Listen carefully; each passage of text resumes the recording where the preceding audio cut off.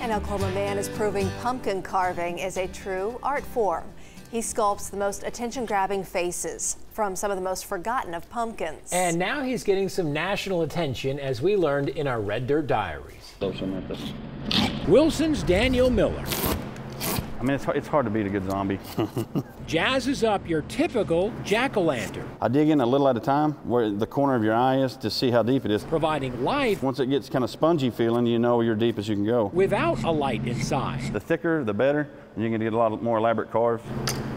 With his handmade tools. Some of them take forever. He cuts, clips, and chisels both the charming and chilling from pumpkins picked last in the patch. You can't always find the ugly ones. Everybody wants the pretty ones for regular jack-o'-lanterns and stuff, you know. So typically the uglier pumpkins make the better carvings because you'll have this weird shaped one or something. Like almost like an Easter egg hunt trying to find an ugly pumpkin.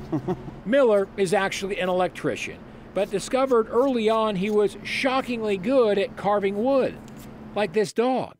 I'll carve old red out of red cedar because that cedar actually came from the Red River, and I thought it can't get any redder. Sure enough, Oklahoma musician Blake Shelton heard of Miller's old red and paid him over $2 grand for the piece. October, though, means it's back to hours in front of an orange canvas. Steve tries to join the tail to the pumpkin, and it sticks out the rear end. I mean, it looks funny.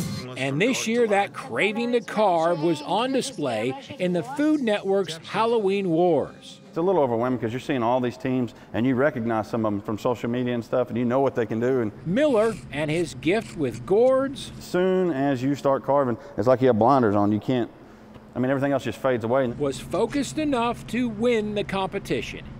It has now given him the confidence to eye something beyond a Halloween hobby.